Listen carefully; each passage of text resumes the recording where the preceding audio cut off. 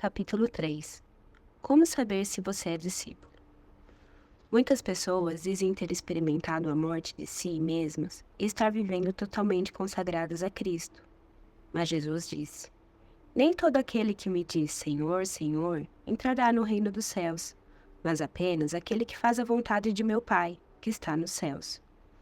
A experiência de um amigo meu chamado Ed ilustra quão sério é o erro de identidade. Quando o preço do ouro subiu vertiginosamente, dando início a mais uma corrida do ouro na Califórnia, Ed, decidido a ficar rico, comprou terras na região. Durante 2 meses, ele trabalhou 18 horas por dia e nada encontrou senão terra e pedras. Então descobriu um minério amarelo. Pensou que tivesse encontrado uma fortuna. Levou correndo o minério a um avaliador e começou a planejar a contratação de mais empregados e fazer uma viagem pela Europa. Entretanto, para a consternação de Ed, o avaliador anunciou que o minério era pirita de ferro. Ed não podia acreditar. Estava certo de que o avaliador tinha se enganado. Mas não importava. Quando Ed protestasse, não podia contestar o cheiro de enxofre que saía da fornalha. O próprio minério resolveu a questão. O minerador tem de estar certo de que aquilo que encontrou é ouro, antes de usá-lo para adquirir bens e serviços. Assim também acontece com Deus. Ele exige que sejamos discípulos de Cristo antes de nos usar para realizar sua obra. Como saber se você é um discípulo de Cristo? Como saber se você já morreu para si mesmo e está apto a reproduzir? A evidência é inegável ao discernir se alguém é uma versão espiritual de imitação de ouro ou o artigo genuíno é a presença de um caráter semelhante ao de Cristo. Se o caráter de Cristo estiver faltando, você ainda não morreu para si mesmo e não está preparado para reproduzir. Talvez a maior dificuldade que você tenha de enfrentar seja crer de fato que seu caráter é mais importante do que sua capacidade ou suas habilidades. Tal ideia é tão incomum ao mundo que mesmo depois de entregar-se à morte de si mesmo, você a achará estranha. Tive uma grande luta com isso. Durante anos, eu vi pregadores empregarem toda espécie de tática emotiva para induzir as pessoas a aceitarem Cristo. Alguns imploravam a congregação, sugerindo que estariam fazendo um favor a Jesus se o seguissem. Outros faziam convites tão amplos que nenhuma pessoa sincera poderia deixar de atender. Insistiam em que todos os que estivessem algum mau pensamento, ou dado vazão a alguma motivação impura, ou quebrado um só ensinamento bíblico, viessem à frente. Pregavam como se Deus fosse julgá-los pelo número de pessoas que respondessem ao apelo, e não por compaixão, como teve Cristo dos homens. Concluí que quanto mais pessoas eu conduzisse a Cristo, mais valor teria. Eu procurava atrair as pessoas às reuniões cristãs com truques que prostituíam o evangelho, concursos, lutas de balões de água e até mesmo casas mal assombradas. Esforçava-me por ilustrar minha apresentação do plano de salvação e refinar os apelos que fazia depois da pregação. Quando poucas pessoas respondiam ao apelo, eu ficava envergonhado. Eu tinha uma mentalidade que valorizava feitos. Sempre soube em minha mente que só o Espírito de Deus movia as pessoas ao arrependimento e à confissão, e que fui chamado apenas para testemunhar, e não para convertê-las. Contudo, agia como se a qualidade da minha vida cristã e a salvação dos outros dependesse da minha capacidade e criatividade na evangelização. Finalmente, a Bíblia alertou-me para a verdade. Primeiramente e acima de tudo, Deus queria que eu tivesse o caráter de Cristo, fosse cristão.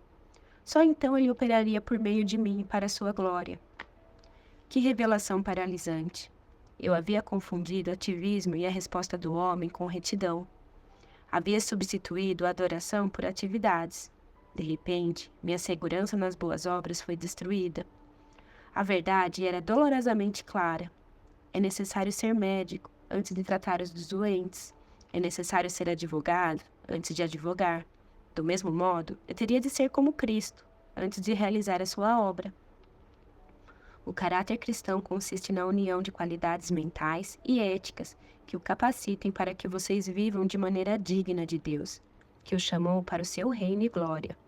Exibe o fruto do Espírito: amor, alegria, paz, paciência, amabilidade, bondade, fidelidade, mansidão e domínio próprio. Um exame cuidadoso do ministério de Cristo revela que entre as virtudes que caracterizavam sua vida, 4 qualidades destacavam-se de todas as demais pessoas como filho unigênito de Deus: obediência, submissão, amor e oração. Quando descobri isso pela primeira vez, fiquei aturdido. Será que o Deus encarnado escolheu edificar sua igreja sobre o fundamento dessas 4 qualidades? Pareciam características de uma pessoa fraca, de alguém que depende totalmente de outra para ter direção, motivação e confiança. No entanto, era exatamente isso. Essas qualidades descreviam perfeitamente a relação de Cristo com o Pai.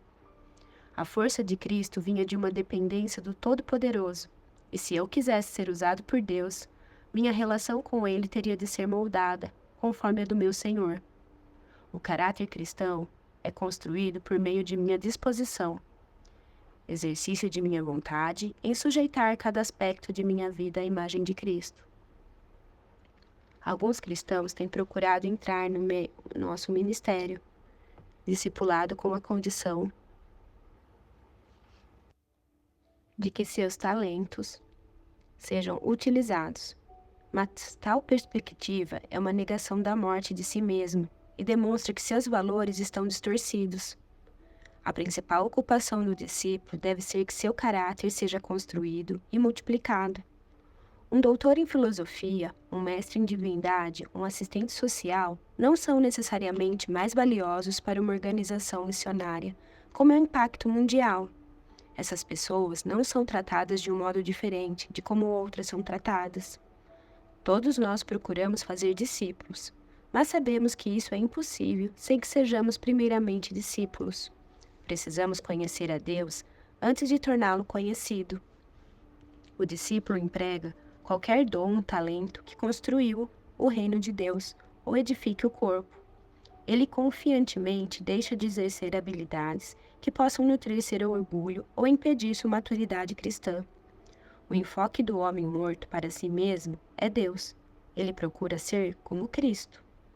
Se algum homem tivesse motivo para encontrar segurança em sua reputação, capacidades ou credenciais, este seria o apóstolo Paulo. Mas ele reconhecia que isso tudo era lixo em comparação a ser como Cristo. A capacidade da pessoa nada vale sem um caráter reto. É claro que mortal algum pode atingir tais qualidades por seus próprios esforços. Mas Deus predestinou os discípulos a serem conforme a imagem de seu Filho. Certo dia, eu velejava pela costa da Califórnia com um amigo, quando um nevoeiro denso e inesperado surgiu, impedindo a visibilidade quase por completo. Tínhamos medo de que jamais chegássemos ao cais. Navegamos por uns 45 minutos, sem saber onde estávamos quando, de repente, ouvimos o som fraco, mas distinto da buzina do nevoeiro. Dirigindo nosso barco, orientados por aquele som providencial, cuidadosamente chegamos ao final, à baía e ao cais. Se não tivéssemos ouvido o sinal, teríamos ficado à deriva no oceano. Se você não tiver um alvo para a sua vida, é provável que fique à deriva. Se o seu alvo for o nada, provavelmente o atingirá. É por isso que você tem que ter uma compreensão perfeita da pessoa que Cristo quer que você seja. Obediência, submissão, amor e oração são os objetivos pelos quais você e cada discípulo que fizer deverão lutar. Servem de instrumento para medir o seu crescimento e o progresso daqueles a quem discipula. São tão importantes que os examinaremos individualmente nos capítulos seguintes.